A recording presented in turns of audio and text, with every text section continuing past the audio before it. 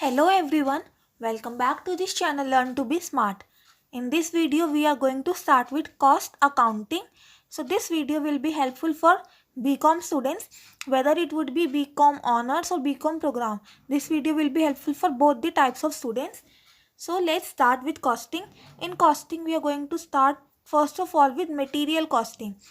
So material is very important part in the cost accounting because जब तक हमारे पास material ही नहीं होगा, रॉ मटेरियल्स ही अवेलेबल नहीं होंगे, हम गुड्स को मैन्युफैक्चर ही नहीं कर पाएंगे. तो गुड्स को बनाने के लिए, गुड्स की प्रोडक्शन के लिए मटेरियल सबसे बड़ा इम्पॉर्टेंट रोल प्ले करता है. मटेरियल बहुत ही ज़्यादा इम्पॉर्टेंट होता है, बहुत ही ज़्यादा यूज़फुल होता है. तो हम मटेरियल चैप्टर में बहुत सारी चीज़ों के बारे में सीखेंगे मटेरियल से रिलेटेड. इस वीडियो में हम एक टर्म के बारे में सीखने वाले हैं जो है हमारे पास economic order quantity. Economic order quantity जिसे हम क्या बोलते हैं, EOQ भी बोलते हैं जिसे हम. अब ये इकोनॉमिक ऑर्डर क्वांटिटी का मतलब क्या होता है? इसका मतलब हमें एक बार में कितना ऑर्डर प्लेस करना चाहिए मटेरियल का जिससे कि हमारी टोटल कॉस्ट कम से कम आए, टोटल कॉस्ट मिनिमम आए हमारी. तो हम जब भी मटेरियल चाहिए होता है, अगर हमें उसके लिए ऑर्डर प्लेस करना होगा ना. अब हमें 100 यूनिट्स मटेरियल चाहिए तो हम 100 यूनिट्स का ऑर्डर प्लेस करेंगे तब हमारे पास 100 यूनिट्स डिलीवर होंगे. फिर सपोज हमें 200 यूनिट्स चाहिए, हम 200 यूनिट्स का ऑर्डर प्लेस करेंगे, फिर हमारे पास 200 यूनिट्स का मटेरियल डिलीवर होगा. तो ऐसे में मटेरियल को ऑर्डर प्लेस करना होता है. तो हम एक बार में कितना ऑर्डर प्लेस करेंगे जिससे कि हमारी कॉस्ट कम से कम हो. अब कॉस्ट में क्या क्या आ जाती है मटेरियल की? एक तो आ जाता है हमारे पास परचेज कॉस्ट. परचेज कॉस्ट जैसे कि हमने बोला एक यूनिट मटेरियल का 10 रुपये में है और हमें 100 यूनिट्स मटेरियल परचेज करना है. तो फिर परचेज कॉस्ट कितनी आ जाएगी? 100 इंटू 10, 1000 रुपीज़ की हमारे पास परचेज कॉस्ट आ गई. मतलब कि जिस भी प्राइस का हमें मटेरियल मिल रहा है उसको हम बोलते हैं परचेज कॉस्ट. दूसरा क्या होता है हमारे पास? Ordering cost. ऑर्डरिंग कॉस्ट मतलब ऑर्डर प्लेस करने का कॉस्ट. हमने एक बार ऑर्डर प्लेस किया उसके हमें ऑर्डरिंग कॉस्ट लगेगी. दूसरी बार हमने ऑर्डर प्लेस किया उसके हमारे पास ऑर्डरिंग कॉस्ट लगेगी. तीसरी बार ऑर्डर प्लेस करने पे तीसरी बार भी ऑर्डरिंग कॉस्ट लगेगी. तो हम जितनी बार ऑर्डर प्लेस करेंगे उतनी बार हमारे पास ऑर्डरिंग कॉस्ट लगेगी और ये सेम रहती है. इससे कोई मतलब नहीं है कि हम कितने यूनिट्स का ऑर्डर प्लेस कर रहे हैं. चाहे हम 100 यूनिट मंगवाए एक बार में, चाहे 200 मंगवाए, चाहे 300 मंगवाए, चाहे 1000 यूनिट मंगवाए, ऑर्डरिंग कॉस्ट तो सेम ही रहेगी. तो फिर इसको हम बोलते हैं ऑर्डरिंग कॉस्ट. मतलब जब भी हम ऑर्डर प्लेस करते हैं तो उसकी क्या कॉस्ट होती है. एक और कॉस्ट होती है जिसको हम बोलते हैं कैरिंग कॉस्ट. कैरिंग कॉस्ट मतलब स्टोर करने की कॉस्ट. अब हमने मटेरियल खरीद तो लिया लेकिन उसको हमें कहीं स्टोर करके भी तो रखना होगा. तो उसको स्टोर करने में जितना भी खर्चा आएगा उसको हम बोलते हैं कैरिंग कॉस्ट.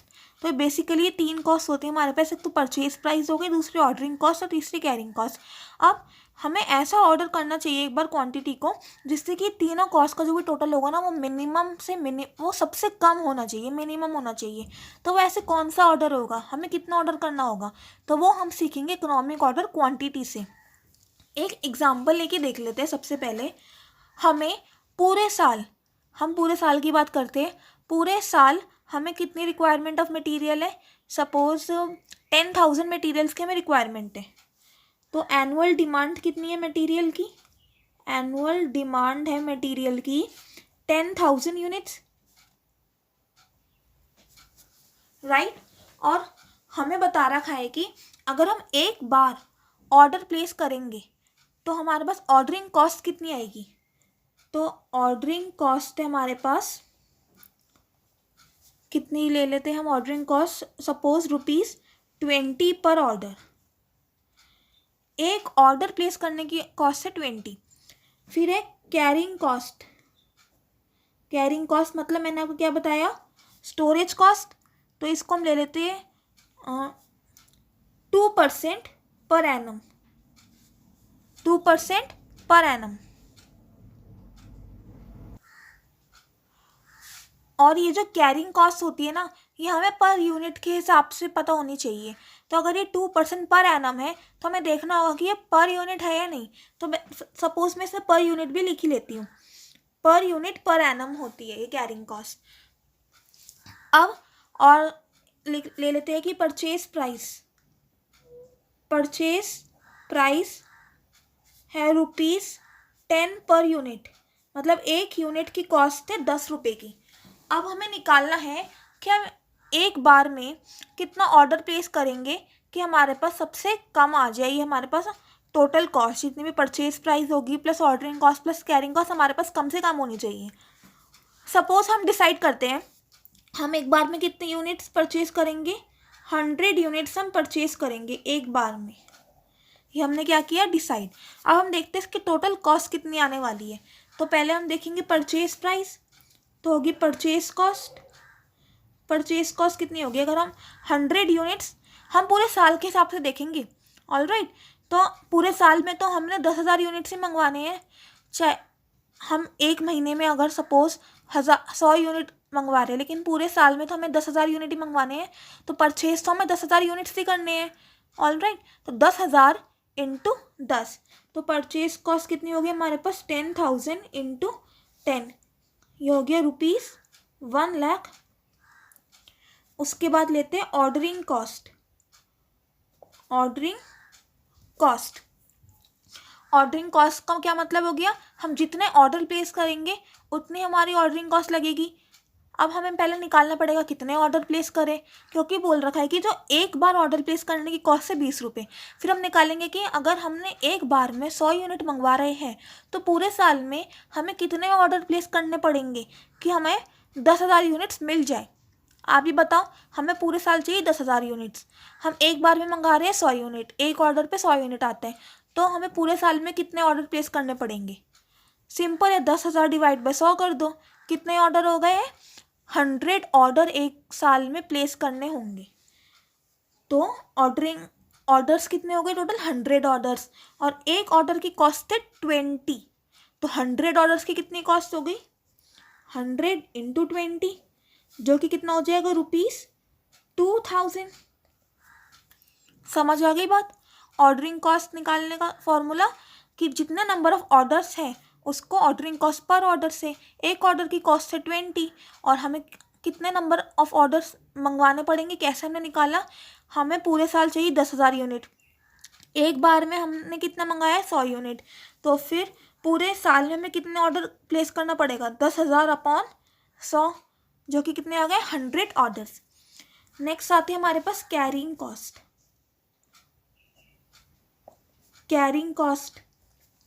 अब कैरिंग कॉस्ट हमें क्या दे रखा है, 2% पर एनम पर यूनिट। तो फिर हमें ये पता होना चाहिए जो भी कैरिंग कॉस्ट है ना वो परचेज प्राइस के हिसाब से निकलती है, जो परसेंटेज हम परचेज प्राइस से अप्लाई करेंगे। तो एक यूनिट की जो कॉस्ट है वो है 10, एक यूनिट की कॉस्ट है 10, तो फिर कैरिंग कॉस्ट कितनी हो जाएगी, 10 इंटू 2%, निकालो कितना आता है, 10 इंटू 2%, जो कि आ गया हमारे पास ₹0.2 आ गया हमारे पास कैरिंग कॉस्ट। अब हमें पता करना है, मैंने आपको क्या बताया, कैरिंग कॉस्ट स्टोरेज की कॉस्ट होती है, मतलब जितना ज़्यादा स्टोर करके रखेंगे हम उतनी ज़्यादा कैरिंग कॉस्ट होगी, जितना कम स्टोरेज होगा उतनी कम कैरिंग कॉस्ट होगी। हम एक बार में कितने यूनिट मंगा रहे हैं, 100 यूनिट, तो स्टोर भी कितना करेंगे, 100 यूनिट, फिर जब नेक्स्ट टाइम मंगवाएंगे तब 100 यूनिट आ जाएंगे। तो ये जो 100 यूनिट्स पहले से है ये थोड़ी ना तब तक पड़े रहेंगे, इसमें से कुछ से प्रोडक्शन स्टार्ट हो गई होगी तो कुछ मटेरियल चला गया होगा प्रोडक्शन के लिए, तो ये यूनिट्स कम हो जाएंगे और 100 यूनिट्स आ जाएंगे, फिर उनमें से कुछ यूनिट चला जाएगा प्रोडक्शन के लिए, फिर और हम ऑर्डर कर देंगे तो और यूनिट्स आ जाएंगे।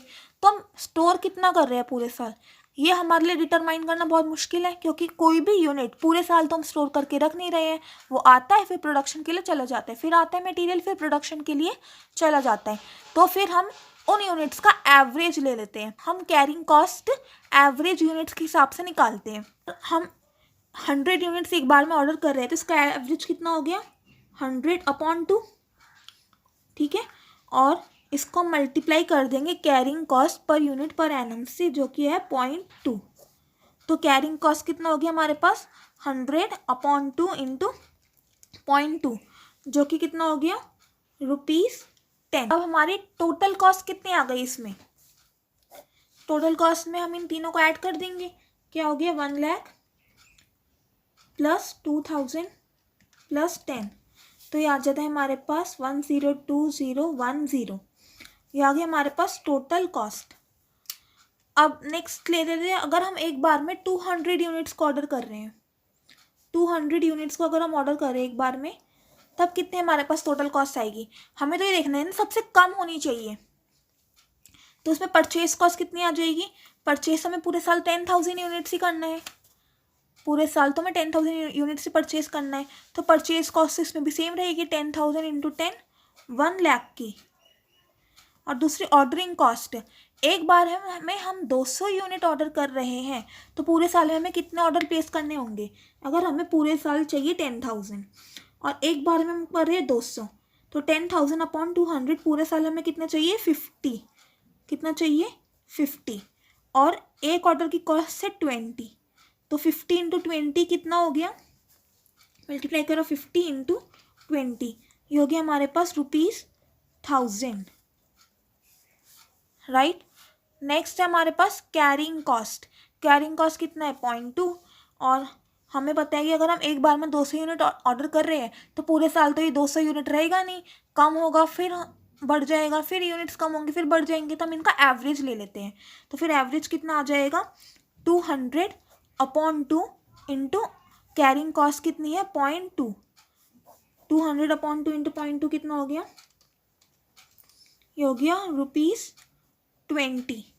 अब इसमें टोटल कॉस्ट कितनी आ गई 1 लाख प्लस 1000 प्लस 20,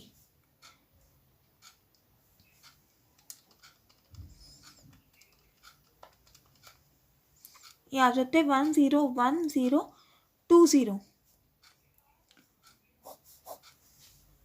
ठीक है।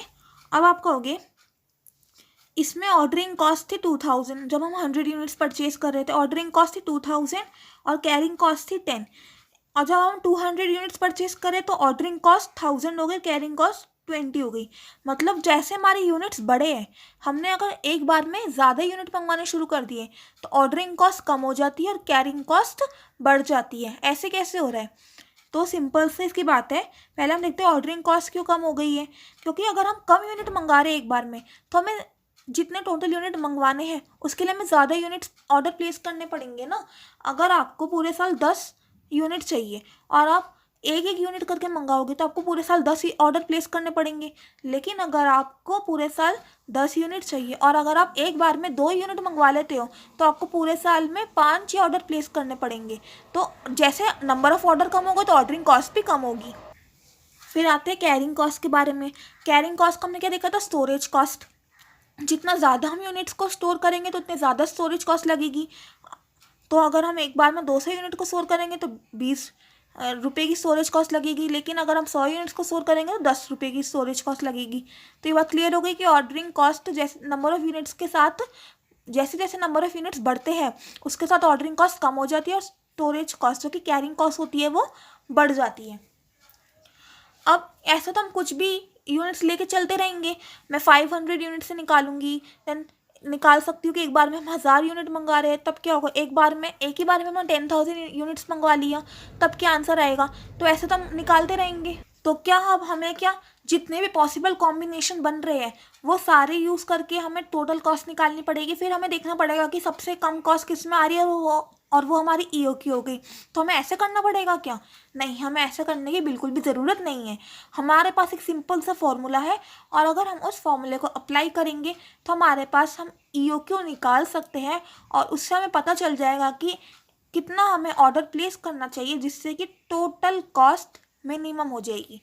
तो वो फॉर्मूला क्या होगा हमारे पास, हमारे पास ईओ क्यू का एक फॉर्मूला होता है, वो है under root 2 UO upon C।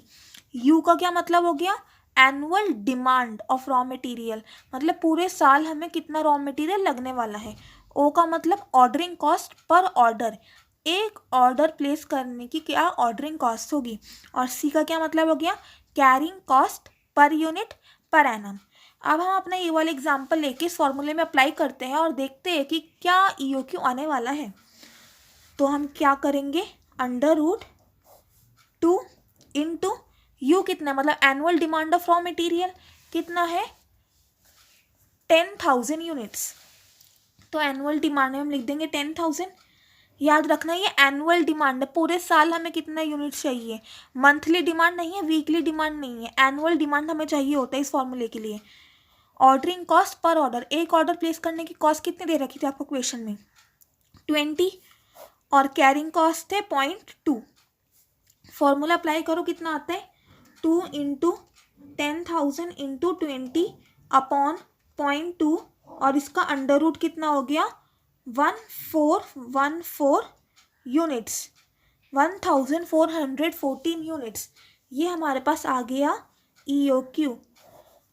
मतलब अगर हम एक बार में 1414 यूनिट्स प्लेस करने वाले तो हमारे पास टोटल कॉस्ट कम से कम आएगी। तो ये बहुत सिंपल सा फॉर्मूला है EOQ निकालने का। आई होप आपको ये EOQ निकालना अच्छे से समझ आ गया होगा। कोई भी डाउट होता है तो आप कमेंट करके अपनी क्वेरी पूछ सकते हैं। इस वीडियो में हम इतना ही रखते हैं। अगर वीडियो को पसंद आई तो वीडियो को लाइक करना, चैनल सब्सक्राइब करना और अपने दोस्तों के साथ इस वीडियो को शेयर कर देना। अब हम मिलेंगे नेक्स्ट वीडियो में नेक्स्ट टॉपिक के साथ। तब तक के लिए बाय बाय, टेक केयर।